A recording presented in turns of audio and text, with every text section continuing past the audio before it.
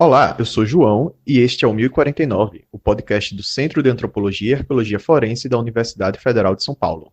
No dia 1 de dezembro de 2019, uma intervenção policial em uma festa de rua em Paraisópolis, zona sul da capital paulista, levou à morte de 9 jovens entre 14 e 23 anos. Desde então, o CAF-Unifesp acompanha o caso junto com o CONDEP e o Núcleo de Direitos Humanos da Defensoria Pública do Estado de São Paulo. A partir de agora, o 1049 abre seu espaço para uma série especial de 6 entrevistas que a pesquisadora Desirê Azevedo fez com alguns dos familiares das vítimas. Convidamos todas as pessoas a conhecerem um pouco mais sobre a vida desses jovens e apoiar suas famílias na luta por verdade e justiça. Próxima estação. Liberdade.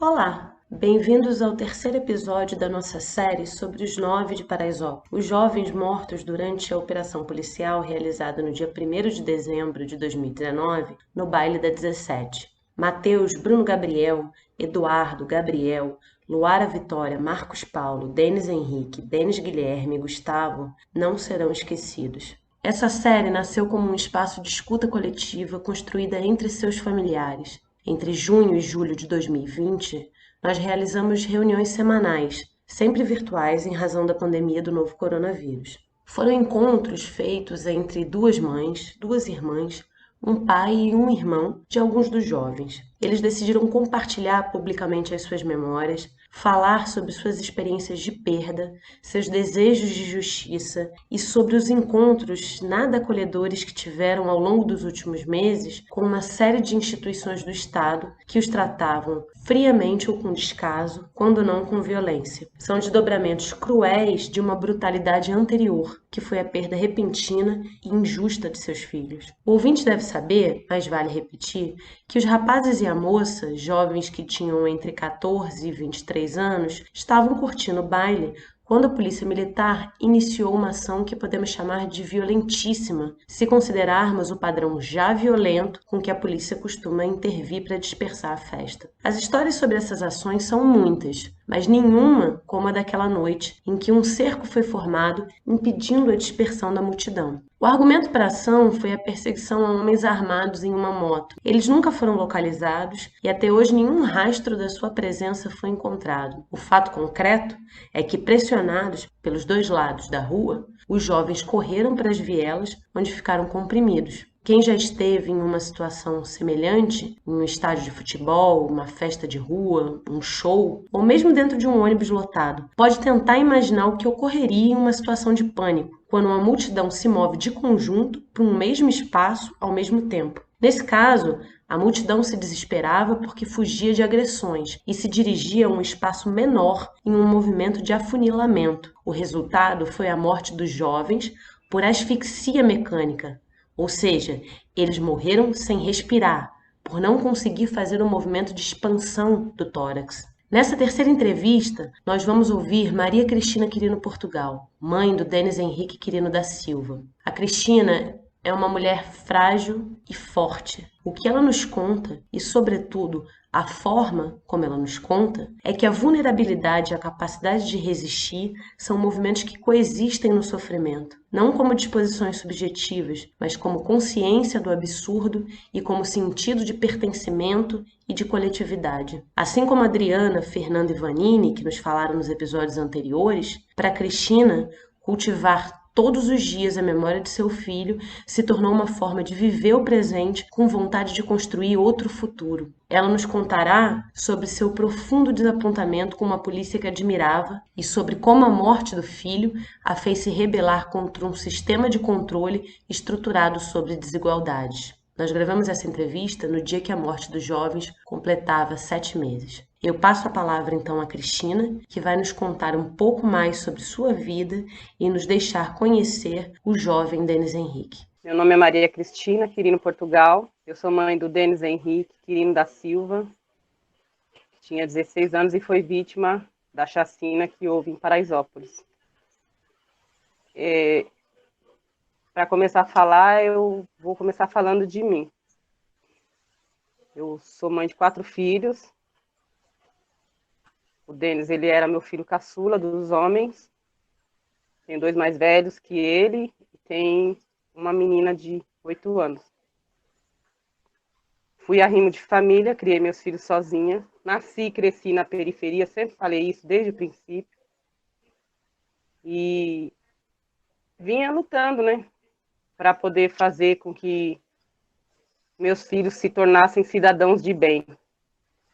E eu acredito que a minha missão até a parte dos mais velhos eu consegui cumprir, e com o Denis eu também iria conseguir, se não fosse o acontecido, que foi a privação da vida dele.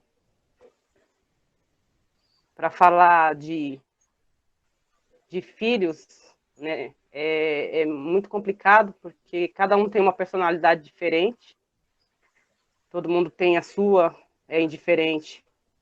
E o meu pequeno, ele era muito alegre, ele era alegria. É assim que eu digo hoje. Ele era a alegria da minha família, não era só da minha casa. Era a pessoa que podia estar o clima que fosse dentro de casa, ele chegava fazendo palhaçada para alegrar todo mundo. Ele era um jovem mesmo. Era uma criança, na verdade, cheia de sonhos. E a maior parte dos sonhos dele era me fazer feliz. Que tudo que ele sabia que eu queria, que eu sonhei para os outros 2 mais velhos e não consegui, ele falava que ia ser ele que ia realizar para mim. Que uma das coisas que eu lembro como se fosse hoje, de uma das últimas, vou começar a falar, vou começar a chorar, tá? Uma das últimas conversas que a gente teve foi na questão de... Estava chegando a fase do alistamento dele, né? E ele sabia que era um sonho meu ter um filho dentro do exército. O meu mais velho tentou entrar e não conseguiu. Depois foi a vez do Danilo, de 19 anos. Não conseguiu, né? Na verdade, ele nem queria, o mais velho queria. E uma conversa que a gente teve antes do acontecido foi ele falando para mim que ele ia servir o exército. Se o exército escolhesse ele, quando ele se alistasse, ele ia falar que ele queria servir, que ele queria me dar esse sonho. Ele era um garoto que estudava, trabalhava. Começou a trabalhar aos 14 anos, que eu arrumei emprego para ele. Começou a tomar gosto de trabalhar, porque eu acho que isso é natural de todo ser humano, que aconteceu comigo quando eu era jovem, que eu arrumei meu primeiro emprego com 12 anos de idade, e eu comecei a trabalhar e ganhar dinheiro, e na minha cabeça de criança eu vi que ganhar dinheiro dava mais futuro na época do que estudar. Foi assim que eu pensei. E eu acredito que era assim que ele estava pensando também, porque quando eu arrumei o primeiro emprego para ele, uma assistência técnica de um amigo meu, ele deixou a escola de lado. Foi no final do ano, no final do ano de 2018. Eu peguei no pé dele, conversei com ele, eu falei que sem estudo ele não conseguiria nada. Então ele, não, mamãe, eu vou voltar a estudar, eu quero estudar, então me coloca à noite. Só que ele não tinha idade para estudar à noite ainda. E eu tentei remediar, conversei com ele, até que eu consegui arrumar o segundo emprego dele, que era onde ele estava trabalhando, numa empresa que lava estofado. E também tomou gosto, né, por trabalhar, começou a trabalhar somente quando a pessoa chamava, de vez em quando não tinha aula, quando tinha aula vaga, ele ia lá, era do lado da minha casa que eu morava. Aí o rapaz gostou dele, aí falou, não, esse garoto tem futuro, esse garoto é muito educado. Eu lembro como se fosse hoje o patrão dele falando para mim assim, eu vou investir no teu filho. Ele é português, o rapaz que trabalhava com ele. Ele falou, vou investir no teu filho tem futuro. Ele entra na casa das madame, porque era em casa de madame que ele estava trabalhando. E ele se comporta muito bem, diferente de muitos outros que eu já peguei para trabalhar. Pediu para mim, para colocar ele à noite, porque ele já não estava mais indo para a escola, porque ele queria ir trabalhar todo dia. Aí, por consequência do fato de ele já ter desistido no meio do final do ano, de 2018, finalzinho do ano, ele já desistiu de novo da escola para trabalhar, me pedindo para colocar ele à noite. Eu não consegui colocar ele à noite, mas ele estava trabalhando. Quando aconteceu a tragédia, ele estava só trabalhando. Tinha largado a escola tinha uns 2 meses. E ele tinha falado para mim assim, mamãe, esse ano eu não vou estudar mais, porque eu acho que eu nem vou passar mais, de tanto que eu faltei. Mas no ano que vem eu quero estudar porque eu não quero ser burro. Ele falou desse jeito. E eu falei para ele, não, filho, você não vai ser burro. Ele falou assim, não, eu não quero ser burro, eu preciso estudar, mas eu quero trabalhar também. Falar do Denis é muito difícil para mim, porque como eu falei no início, meus filhos, todos nós temos personalidades diferentes. E o Denis era o meu filho mais carinhoso que eu tinha, mais amoroso. Era o filho que todo dia, antes de dormir, ia na minha cama, me dar um beijo, me fazer cafuné, me dizer que me amava. Até agora eu não consigo entender por que isso aconteceu comigo, mas é o caso de entender só que foi uma injustiça, não com o Denis somente. A injustiça foi cometida comigo e com a minha família inteira. Cris, você falou do Denis, que o Denis era a alegria. Parece que você ficou o sofrimento. Eu já vi muita fotos, imagens, porque você tem muitas, né? E você publica, você mantém essa memória viva do Denis. Você sempre mostra pra gente. E o Denis dançava muito bem, né? Eu não conhecia ele, Eu, mas eu sei disso. Eu queria que você me falasse um Desculpa. pouquinho disso, pensando essa questão do lazer. Perguntei pra todo mundo, né? E pra ele também, porque assim, vocês moravam em que lugar da cidade? Como é? Porque ele era um garoto jovem, ele estava trabalhando, ele tinha então o dinheiro dele. Como é que, assim, uma pessoa jovem, a gente espera, né, que queira se divertir, que queira ser feliz, né, extravasar essa felicidade com os amigos. Como é que era para ele essa questão das possibilidades dele se divertir, como que a relação dele com o funk? Eu tenho 40 anos de idade, 31 anos que eu moro na Zona Norte de São Paulo. Minha mãe chegou aqui na Zona Norte de São Paulo, a gente veio da Zona Sul, quando eu tinha 9 anos de idade. Eu nasci e cresci na primeira maior favela do estado de São Paulo, que é Heliópolis. Quando a minha mãe veio de Heliópolis, a gente veio morar na Brasilândia, que também é uma periferia falada. Enquanto meus filhos eram pequenos, eu sempre privei eles de algumas coisas. Não privar para eles não ter a oportunidade, mas por medo de que algo ruim acontecesse com eles. Eu morava num lugar aqui próximo de onde eu moro hoje, que também tem um baile funk. Essa foi uma das razões que me levou daqui para onde eu moro hoje, porque o Denis, ele desde pequenininho, eu tenho vídeo dele cantando funk no meu Face, se você olhar no meu Instagram, ele pequenininho. Eu brigava com ele, Desirê, eu brigava com ele. Você decora uma letra inteira de um funk, mas você não decora uma tabuada. Você decora, eu brigava com ele. Então, isso aí era dele, não tinha como. Ele gostava e ele gostava mesmo. Isso ele sabia. Eu não gostava, eu não gosto de funk. Eu tô sendo sincera com você. Eu não gosto de funk. Não do funk em si. Eu não gosto das músicas que falam palavrão, que faz apologia, essas coisas eu não gosto. Não só funk, qualquer tipo de música.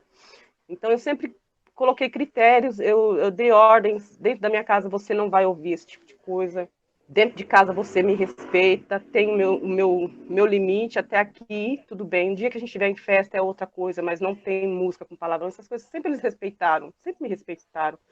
E quando eu fui embora daqui da Brasilândia, eu fui porque eu fiquei com medo, porque o Denis começou a querer ir para baile funk. Eu comecei a desconfiar, não tinha tido certeza, mas só o pavor que eu tinha de ver ele naquela multidão já me assustava. Então eu resolvi me mudar por consequência disso. E para mostrar para ele outro mundo, né? Porque ele estava cercado, vivia num mundo aqui fechado, que era o bairro onde a gente mora, da escola para casa, de casa para a escola. E eu queria que ele conhecesse outras coisas, eu queria que ele conhecesse outros bairros, eu queria que ele conhecesse outras pessoas. Eu não queria que ele ficasse fechado naquele mundinho. Foi uma questão assim que também mexeu muito comigo, a morte do meu filho, porque meu filho morreu num baile funk. E isso tudo também mexeu muito com o meu psicológico. Tá tudo bagunçado na minha mente, tudo. Tudo que você puder imaginar tá bagunçado. Sobre a questão você falou das imagens do Face que eu coloco hoje, no meu Instagram, no meu Face, eu não usava Instagram, eu quase nunca postava nada. Desde que meu filho morreu, o meu Instagram e meu Facebook agora é para ele. Vou viver em função disso, para lembrar sempre foi cometida a injustiça, não somente com meu filho, mas com outras 8 pessoas que também foram vítimas no mesmo dia, na mesma situação. Então eu acho que eu quero ressaltar aqui que tudo. Hoje está completando 7 meses que eles morreram. Hoje é o dia que a gente lembra com tristeza. Todos os dias a gente lembra com tristeza. Mas Cada dia primeiro que passa, cada domingo da minha vida, desde que meu filho se foi, não é mais a mesma coisa. Conseguiram fazer a minha vida se tornar uma escuridão, um vazio imenso. Aí eu queria que você falasse um pouco sobre como é que tem sido desde então, né? Porque além de cultivar essa memória dele, dos meninos, tem o problema da gente não saber a verdade, né? De a gente não saber o que foi que aconteceu. E eu vejo isso como uma forma de uma violência continuada, né? Porque isso segue, né? Isso permanece. Então, se você pudesse contar pra gente, refazer isso pra gente, de como é que foi esse processo e como tem sido desde então. Falar do dia do acontecido, eu acho que é a parte mais doída. No dia de sábado, eu acordei de manhã, eu estava brava com meu filho, como toda mãe fica com seus filhos, porque na sexta-feira eu tinha chegado do trabalho e ele estava dormindo, não tinha lavado a louça. Era que a única coisa que eu falava para ele, quem chegar primeiro do serviço, lava a louça. E ele não tinha lavado a louça e eu fiquei brava com ele, mas ele estava dormindo, estava cansado, tinha chegado do trabalho, estava cansado, e eu também fui dormir. Acordei no sábado, brava, e ele se arrumando para ir trabalhar, e eu fiquei olhando para ele, e eu comecei a conversar com a Sabrina, falei para Sabrina, se arruma, vamos que a gente vai ali levar seu irmão para trabalhar. E a gente se arrumou e ficamos arrumados, esperando ele terminar de se arrumar. Parecia uma menina. Passava perfume, tomava banho, penteava aquele cabelo dele, jogava para cima. Aí, por fim, ele já tava, mamãe, tchau, tô indo, tô atrasado. Aí eu peguei e falei, não, eu vou te levar. Aí eu peguei, coloquei ele no carro, ainda fomos conversando. Aí quando chegou na porta do serviço dele, o patrão dele não tinha chegado ainda. Esperamos um minuto, ele chegou. A gente tomou café da manhã junto, como se fosse uma despedida. O patrão dele falou, vai lá comprar pão para tua mãe tomar café com a gente aqui, tua irmã. Aí ele foi lá na padaria, comprou o pão, fez o café da irmã dele, passou manteiga no meu pão da irmã dele, deu café pra gente, a gente veio embora e ele ficou lá trabalhando.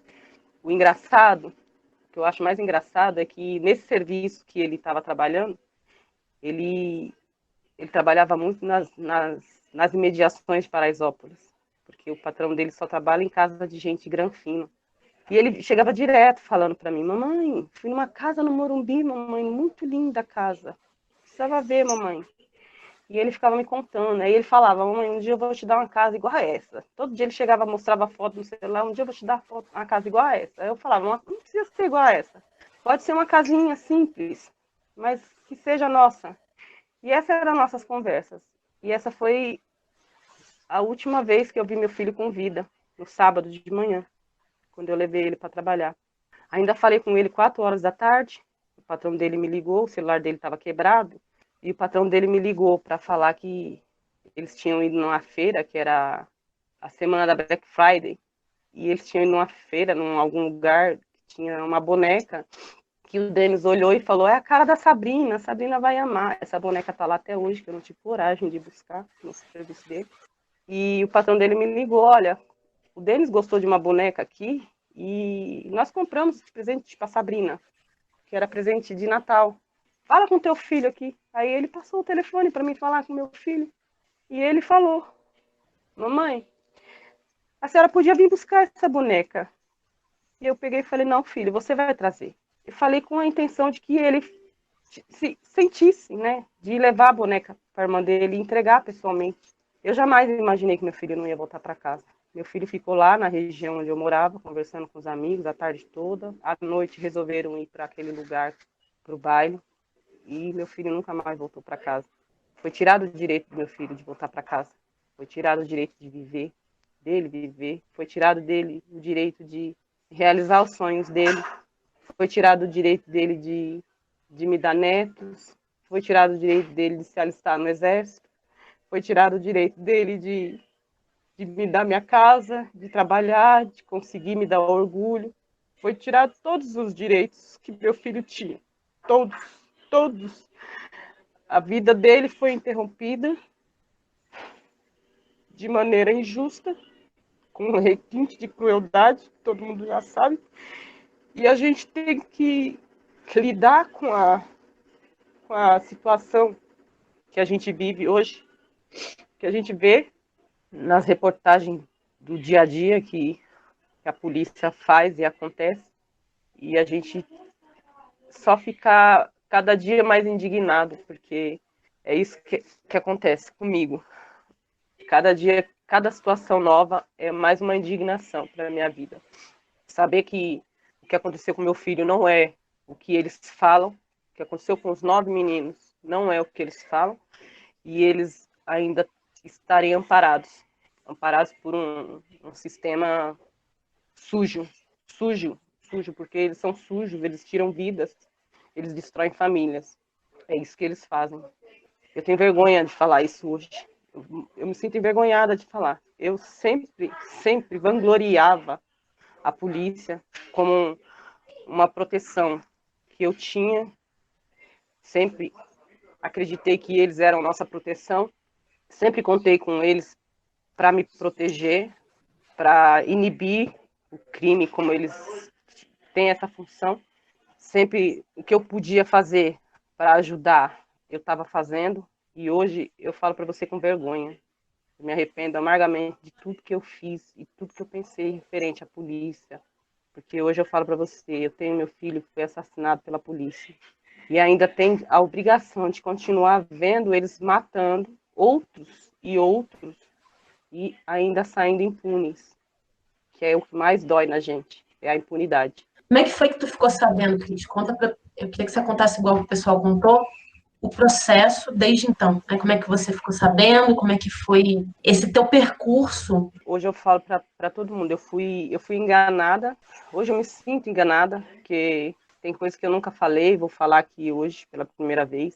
Quando eu recebi a notícia no domingo de manhã, 8 horas da manhã, meu telefone tocou, eu recebi a ligação do hospital pedindo o comparecimento de algum familiar do Denis.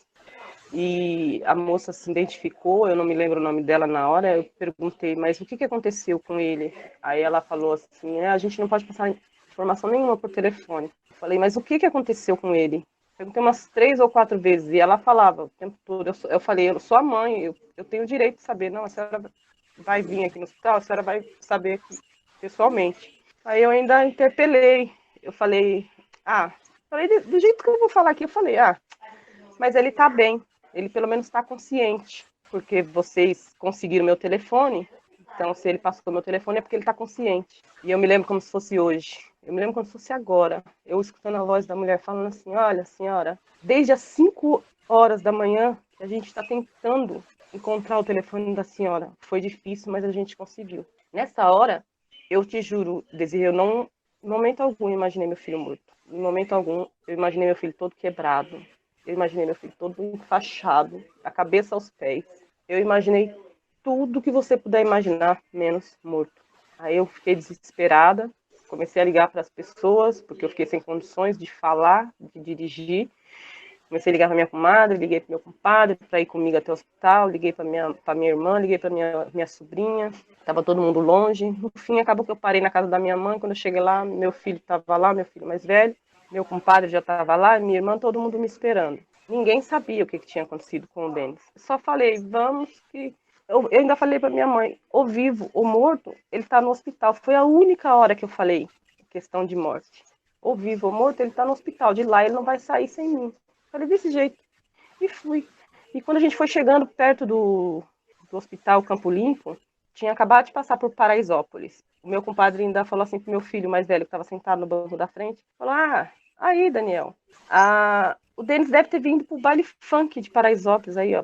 Deve ter brigado com alguém bateu nele, e ele tá no hospital todo quebrado. Aí ainda virou para mim e falou, não esquenta não, comadre, tá tudo bem, vai ficar tudo bem. Aí meu filho mais velho pegou e falou assim, é mesmo, pode ser isso mesmo. Eu já vim nesse baile. Olha a surpresa onde começou. Aí, dentro do carro, meu filho de 22 anos falou para mim que já tinha ido nesse baile. Eu não sabia. Meu filho já tinha ido nesse baile.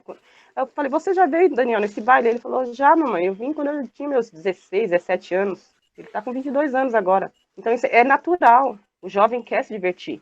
Eles querem conhecer coisas novas. Só não falam pra gente, mas eles querem. Quando a gente chegou lá no hospital, eu fui no hospital do Campo Limpo, mas só que meu filho estava na UPA, então eu fui direto para a UPA. A moça mandou eu ir direto para lá, e lá a médica veio e falou para mim, mãe, aconteceu assim, assim, seu filho estava num baile funk, teve uma intervenção policial e seu filho, infelizmente, veio a óbito. Aconteceu, ele foi pisoteado e veio a óbito. Foi o que ela me falou, a médica. Eu falei assim, mas como assim? Aí eu entrei em desespero, porque eu pensei, meu filho, ele era pequenininho. Ele era pequenininho, ele não era grande. E eu fiquei imaginando um monte de gente correndo da polícia e ele caiu, tropeçou por ele ser pequenininho, não teve força para se levantar. E foi realmente, de fato, o que aconteceu. Ele foi pisoteado. Foi isso que eu pensei, porque foi isso que a médica me disse. Em momento algum, é o que eu vou falar agora, em momento algum, ninguém falou para mim, que tinham morrido mais pessoas. Até aquele momento ali no hospital, eu só sabia da morte do meu filho. Chegando lá, a médica falou isso, me deu um calmante e me deu as papeladas, entregou as papeladas para minha irmã. Eu falei, eu quero ver meu filho, deixaram a gente entrar lá. Aí eu entrei com meu filho mais velho, com a minha irmã. Aí ele estava coberto num saco. O funcionário lá, que eu não lembro quem foi, veio e abaixou o zíper até aqui no queixo, na altura do queixo dele. Aí eu me aproximei, peguei o zíper e abaixei até um pouquinho perto do peito, o zíper. Aí ele segurou a minha mão e falou que eu não podia abrir. Eu falei, mas como não? E nisso deu para mim ver as mãozinhas do meu filho, estava bem próximo do pescoço, assim, ó. E eu vi que a mão dele estava as duas mãozinhas quebradas. E estava amarrada as mãos dele. Aí eu comecei a questionar, mas por que a mão dele está amarrada? Por que a mão dele está amarrada? E eles não me perguntavam. Aí, senhora. Aí começaram a falar, tem que tirar ela daqui, tem que tirar ela daqui. Aí meu filho já foi me puxando para fora. Eu só vim saber depois também, porque meu filho não falou na hora, só depois que meu filho falou. E quando isso aconteceu, tinham 2 policiais dentro lá da sala do necrotério, que eu não prestei atenção, não vi. E eles que falaram que era para tirar a gente para fora.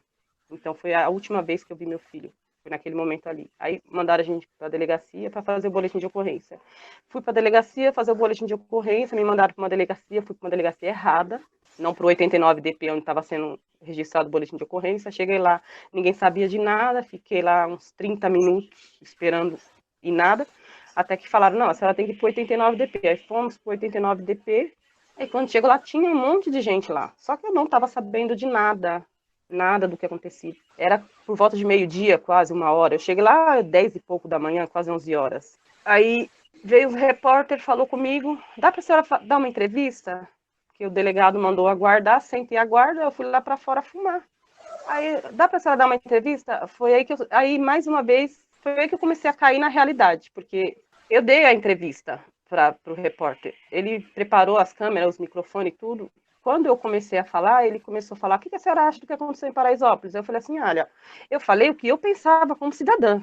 A polícia estava fazendo o trabalho deles, eu pensei, a polícia estava fazendo o trabalho deles, meu filho estava no lugar errado na hora errada, infelizmente meu filho não conseguiu se defender dos gigantes. Foi o que eu falei na reportagem.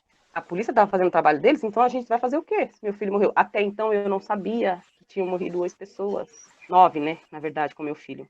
Até então eu não tinha visto vídeo nenhum. Terminei de dar a reportagem, falar com o repórter, e entrei. Nisso chegou o Danilo, antes de eu entrar. Chegou o Danilo, meu filho, e me puxou pelo braço. Mamãe, o que a senhora tá falando? Eu falei, eu tô falando o que eu acho, o que eu penso. Aí ele brigou comigo. A senhora não sabe se foi isso mesmo, a senhora não sabe se foi isso mesmo. A senhora tá falando que a polícia fez certo, mas a senhora não sabe o que foi que aconteceu. Eu falei, mas como não? Se a médica falou que o menino morreu pisoteado. Aí foi onde ele me puxou e não deixou eu continuar na entrevista. Quando eu entrei na delegacia, por Deus, por essa luz, eu olhei, tinha uma televisão enorme lá, tava todo mundo com o olhar vidrado na televisão. E eu perguntei para minha irmã que estava sentada, o que vocês estão assistindo? Quando eu olhei para a televisão, os vídeos estavam começando a rolar na mídia. Eu entrei em desespero, porque eu me senti enganada pela médica, que não me falou que tinham morrido 9 pessoas, eu me senti enganada, porque ela falou que meu filho tinha morrido pisoteado, sendo que meu filho não foi pisoteado, e os vídeos mostram isso, as imagens mostram tudo isso. Eles foram vítimas de um massacre, isso todo mundo vê, isso todo mundo sabe. Aí foi quando eu voltei lá no repórter e pedi para ele, pelo amor de Deus, você não coloca essa reportagem que eu acabei de falar que meu filho estava no lugar errado, na hora errada, que a polícia agiu certo de intervir no baile, porque foi o que ela, médica, tinha falado para mim. E ele falou para mim, senhora, sinto muito, mas a senhora foi ao vivo pro ar. Quando ele falou isso, meu chão desmoronou, acabou a minha vida, porque eu me senti como se eu estivesse dando apoio para os malditos que fizeram a maldade com os 9 meninos. Aí foi onde começou a minha revolta e meus filhos não deixaram eu falar com mais ninguém, porque eu queria falar, mas eu não sabia nem o que falar, eu não sabia se eu podia falar, eu não sabia o que eu podia falar, porque a gente está falando de polícia, a gente está falando de gente que está aqui para proteger, a gente está falando de gente, de pessoas que estão aqui para exercer uma função em prol do cidadão, e não de pessoas que são bandidos, que matam, que fazem e acontece. Não, a gente estava falando disso, né? Só que não é isso que eles são. É uma crueldade que fizeram comigo, uma crueldade tanto, porque os repórteres também não falaram para mim que tinham morrido mais 8 pessoas. Ninguém falou para mim que tinha sido uma chacina, ninguém tinha falado para mim até então que tinha sido um massacre, ninguém tinha falado, eles não tinham falado que tinha vídeos na internet, que se eles tivessem falado isso para mim, eu ia procurar saber o que tinha acontecido para depois soltar qualquer palavra que fosse. E como é que você foi tomando conhecimento, né, do que aconteceu de fato? Eu me lembro justinho do dia que eu conheci você, Cris, que foi numa reunião lá do Condep, né? Você estava em choque ainda. E descobrindo, né, o que foi que aconteceu. Então, assim, contar um pouquinho, como foi que você foi descobrindo e qual é exatamente a expectativa, porque, assim, acho que essa descoberta tem muito a ver com essa união aqui, né, até que está proporcionando essas conversas que nós estamos fazendo aqui, e a partir dessa união, né, como é que tem sido esse processo, essas descobertas e o que é que você espera como uma resposta cabível? Né? Óbvio, seu filho não vai voltar. E isso é muito cruel. Mas o que você espera, minimamente? Olha, para falar assim, o que eu espero, eu vou falar assim, eu espero um milagre, porque é como você mesmo falou, a vida do meu filho não vai voltar. Meu filho, nenhum deles vai voltar. Mas o milagre que eu espero é que as autoridades, eu vou falar as autoridades, os governantes, eu vou falar o governador do estado de São Paulo, vou citar ele, que foi com ele que eu fiquei tete a tete depois do acontecido com meu filho. Foi o principal, né, que veio falar com nós. Acho que ele é o responsável, né, que nem o povo fala, que ele é o responsável pela ação dos policiais. Então, vamos falar diretamente para ele. Eu espero que ele, como governador, minimamente, ele tente mudar alguma coisa na lei que faça com que eles sejam punidos pelos 9 mortos em Paraisópolis, sejam punidos para que isso não se repita mais. A gente está vendo quantas mães estão chorando a morte de seus filhos depois dos nossos. Isso virou rotineiro, dia após dia. Porque, olha, eu faço a conta, todo dia eu faço essa conta, são 38 policiais envolvidos numa ação que morreu 9 jovens. Porque a gente não está falando aqui de uma ação que foi, eu vou falar assim, criminosa, de bandidos. Eu estou falando do meu filho não era bandido. Estou falando do meu filho não era bandido, meu filho estava num baile funk, mesmo que ele estava errado porque ele era menor de idade, mas ele era meu filho, ele tinha direito de ir e vir, ele tinha direito de viver, ele tinha direito de sorrir, de sonhar, todos esses direitos foram tirados. Então, de alguma maneira eles têm que ser punidos. A gente vai falar agora, não teve culpa? Como que eles não tiveram culpa? Se eles entraram sabendo que eles estavam oferecendo risco, se eles cancelaram o SAMU, se eles eu voltei em Paraisópolis no mesmo dia, eu saí da delegacia, depois dessa reportagem que eu vi, que eu falei que eu vi, que teve os vídeos começaram a rolar, eu fui diretamente, eu saí, eu chamei meu compadre, peguei meu filho, falei, vamos lá agora, fui em Paraisópolis, quero ver, porque a gente sabe, eu moro na periferia, eu cansei de ver o baile funk aqui acontecer, e no dia seguinte a rua tá suja, cheia de copo, garrafa, suja de tudo que você puder imaginar. Eu falei, vamos lá, porque deve estar os vestígios, deve estar lá. Alguma coisa tem. Eu voltei lá, não tinha nada, a rua estava limpo, tudo normal. A rua estava fechada, as polícias não deixavam ninguém passar. Eu tive que deixar meu carro lá, não sei aonde, e ir andando até lá. Eu não tive coragem de entrar na viela, porque eu estava em estado de choque. Mas eu andei na rua para ver, para conhecer o lugar onde meu filho morreu. Então não tinha lógica, não tinha nexo. 38 policiais envolvidos numa ação que leva à morte de 9 jovens, e hoje a gente ouve, como eu vejo, vários comentários na internet que nem teve áudios que eu ouvia, os policiais falando, outros policiais que dizem que são policiais falaram, tinha que morrer 50, porque não era os filhos deles. E lá também tinha filho deles. Pode ter certeza que tinha filho de gente bacana, que tinha filho de gente pobre, tinha filho de gente preta, de gente branca, tinha todo tipo de gente naquele lugar. Eu falo porque aqui eu cansei de ver meninas aqui no baile funk do Iraque, aqui, que é da Brasilândia, meninas que você olhava, você não acredita, é patricinha, que nem a gente chamava, entendeu? Você sabe que as meninas não eram daqui. Então, a gente sabe que eles frequentam, não são nossos filhos, é os filhos deles também.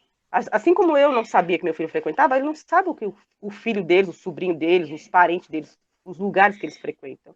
Então, o que eu espero minimamente do governador é uma punição. Isso eu sei que a gente vai ter dificuldades para conseguir, mas eu vou lutar. Eu vou lutar para isso. E se eu não conseguir hoje, agora, eu sei que no futuro isso vai acontecer. Eu acredito em Deus, primeiramente. Eu não acredito na justiça, porque a justiça é falha, mas eu acredito que eles vão ser punidos. Eu espero, é o que eu espero minimamente, que eles sejam punidos. E que isso sirva de exemplo para muitos pais que têm seus filhos jovens, que eles se unam, né? Que a gente se une com a gente, para a gente lutar, para isso não acontecer mais. O meu filho não vai voltar. Os outros 8 meninos não vão voltar. E a gente não quer, eu não quero ver outros meninos morrer.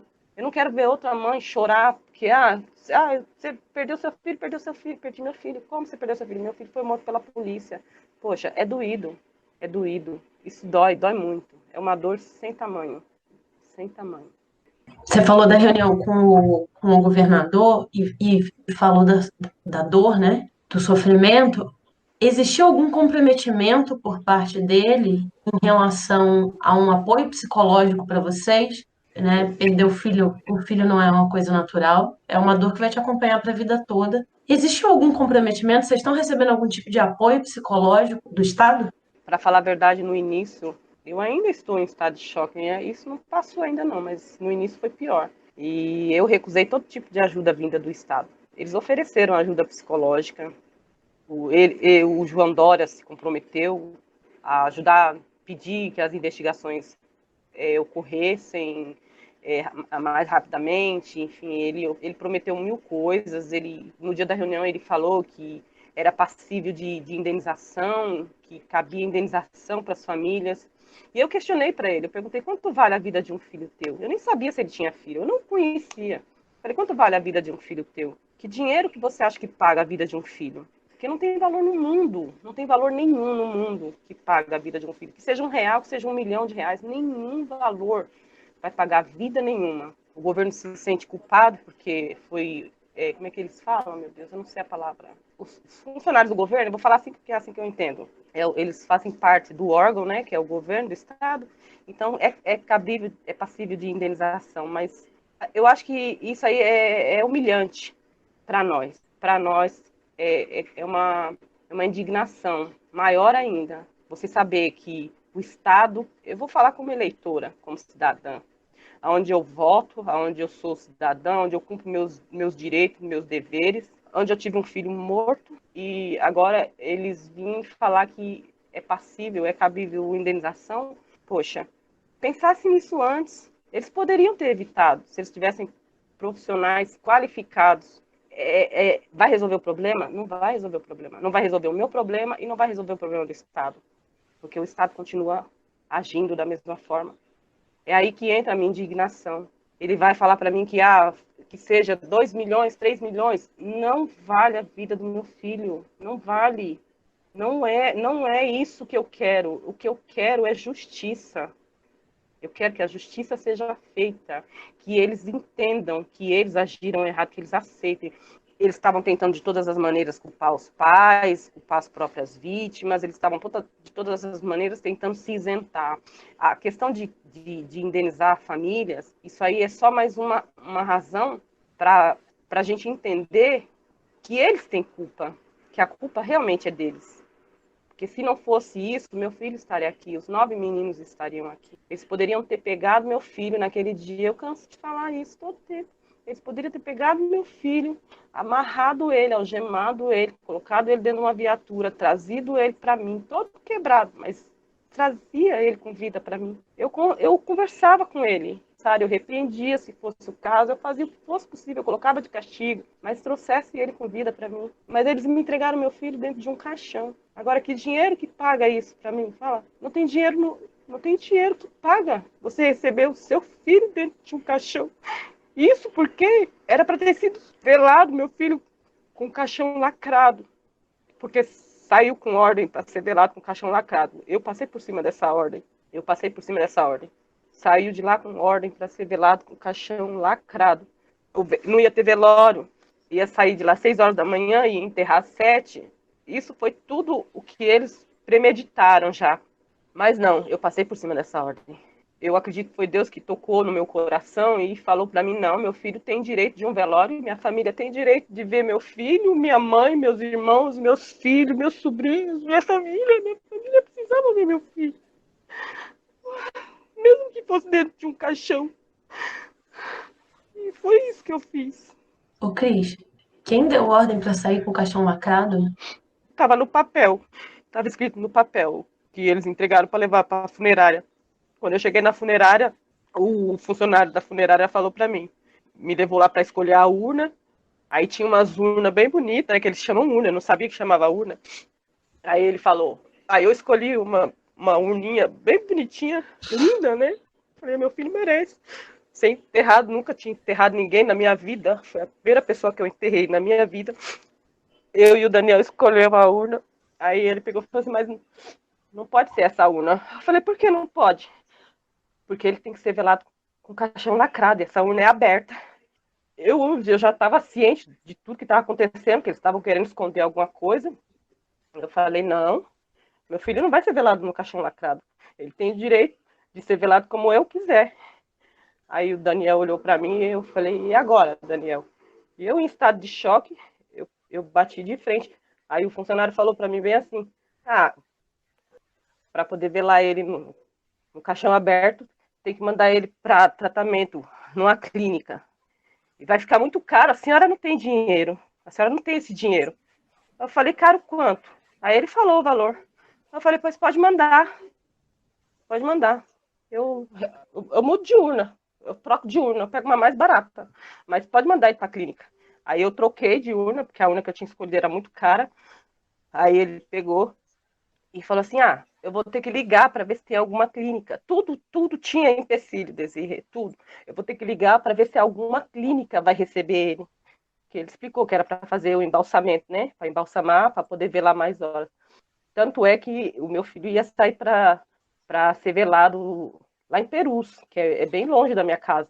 Eu moro aqui do lado, tem um cemitério, que é o cemitério da Cachoeirinha. E eu peguei e falei, não, por que tem que ir para Perus, se eu moro do lado da Cachoeirinha? Aí ele falou assim, porque vai ser velado lá e lá mesmo vai ser enterrado, vai ser coisa de meia hora só de velório. Eu falei, não é justo, isso não é justo, não, eu bati o pé. E eu nem sabia da repercussão ainda, não tinha caído na minha ficha, entendeu? Que ia ter até repórter no cemitério, não imaginei nada disso. Nada disso passou na minha cabeça. Só o que passava na minha cabeça era que meu filho merecia ter um enterro decente. Aí foi onde eu bati o pé e eu consegui.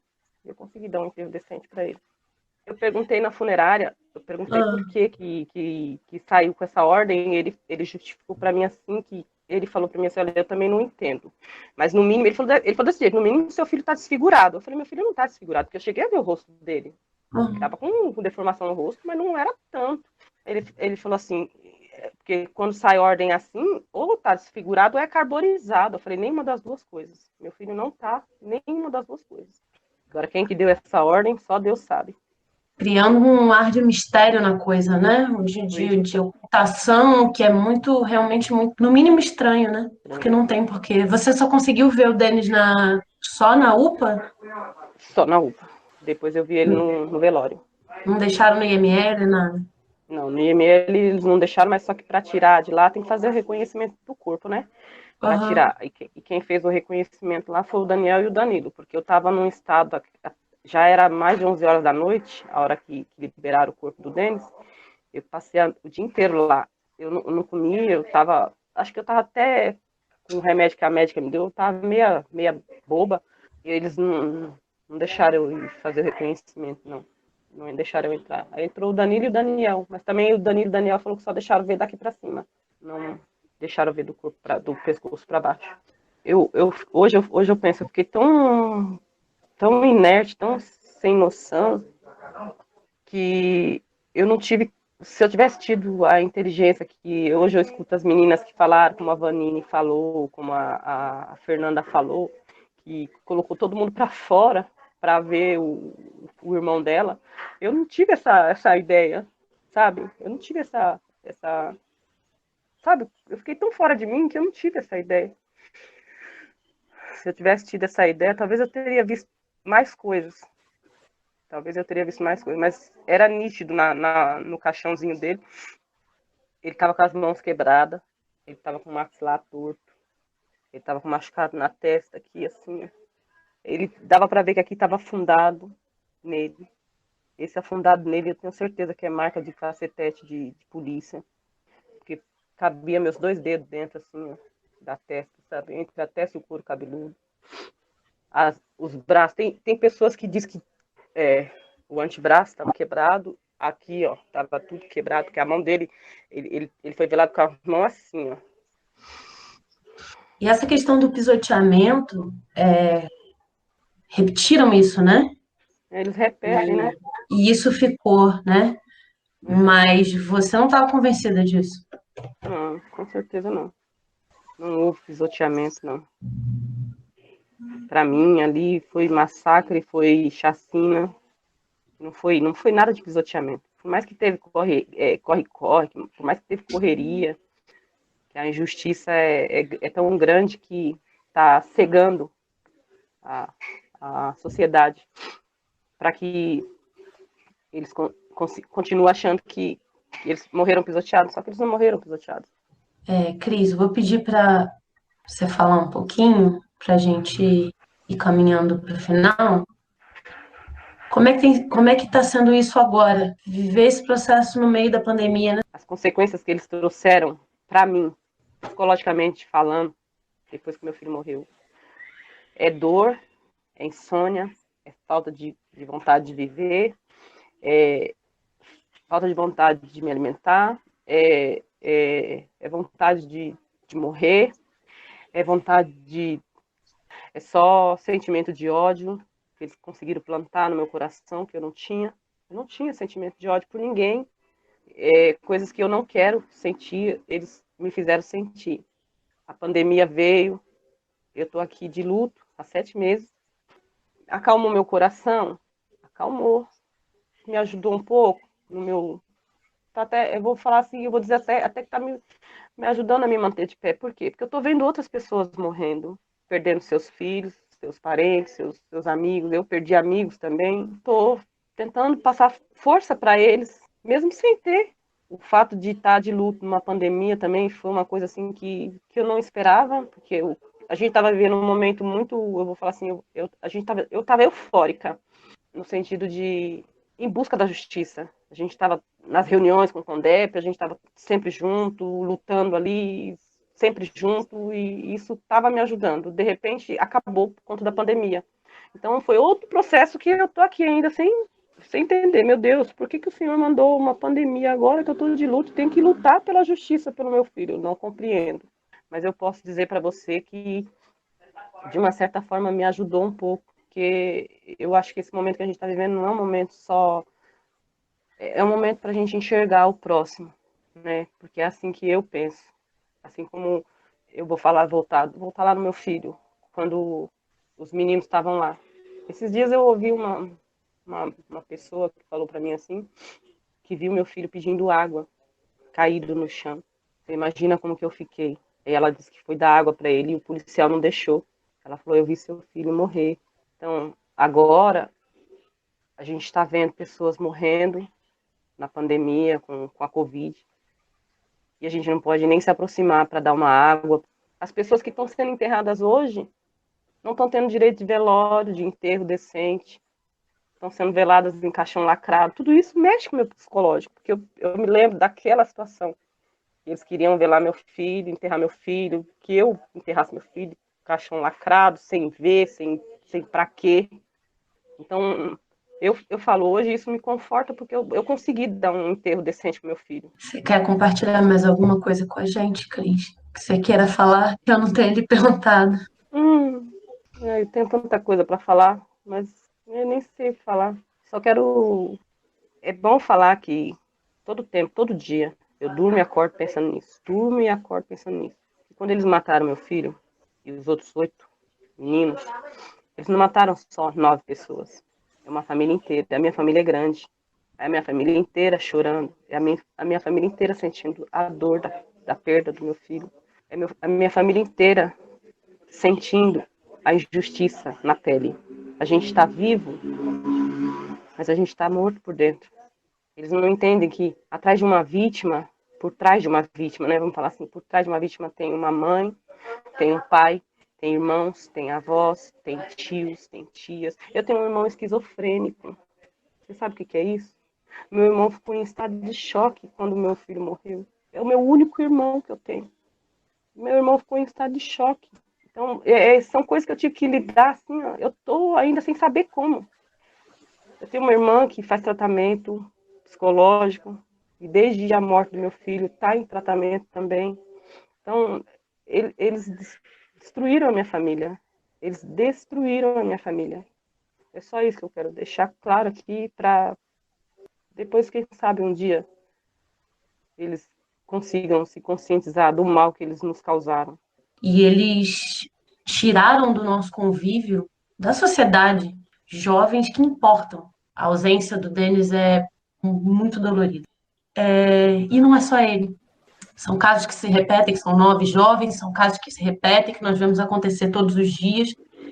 De um estado que parece dizer que existe uma juventude que não importa, né? Então eu queria te agradecer muito por compartilhar com a gente isso, dividir pela sua coragem, lutar pelo teu filho, que não é mais lutar só pelo teu filho, né? É lutar por todos. E dizer que eu te admiro muito a tua coragem. Eu quero pedir aqui só para, quando isso aqui for ao ar, quem chegar a ver esse vídeo aqui, que se junte com a gente nessa luta por justiça, mas a justiça não é só para o meu filho que já se foi, não. A justiça que a gente vai lutar aqui é para os que estão aqui, porque eu ainda tenho filhos, eu vou ter netos, eu quero ter bisnetos, eu quero que meus filhos, meus netos, meus bisnetos, meus sobrinhos que está crescendo agora, quero que eles vivam numa sociedade onde eles tenham pelo menos um direito de um mínimo de dignidade de vida, né? Porque independente da cor da pele, porque meu filho era branco, mas meu filho estava na periferia, morreu numa situação que é classificada aí pela sociedade por alguns que acha que porque a gente mora na favela, porque a gente mora na periferia, a gente não é ninguém, a gente é lixo, a gente é um zero à esquerda. Não, a gente é gente também. A gente é gente. Então, quem quiser se juntar com a gente nesse movimento, nesse grito, né, que é um grito por justiça, quando eu falo justiça, eu não falo somente dos 9 meninos, não, eu falo justiça para todos. Quando é para todos, é para nós que estamos aqui. Porque eu também tenho medo, não é só pelos meus filhos, também temo por mim.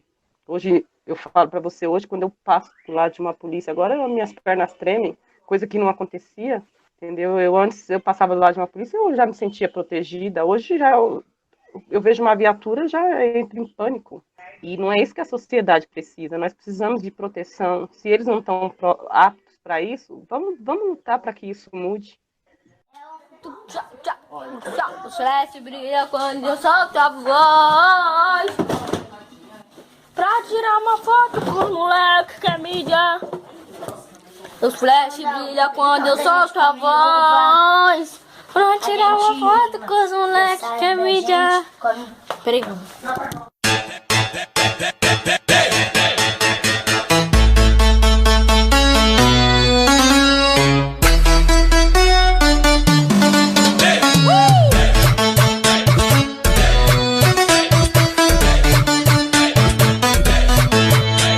Os flash brilha quando eu solto a voz, pra tirar uma foto com os moleque que é mídia, que arrasta sempre multidões e que tá balançando o coração dessas meninas.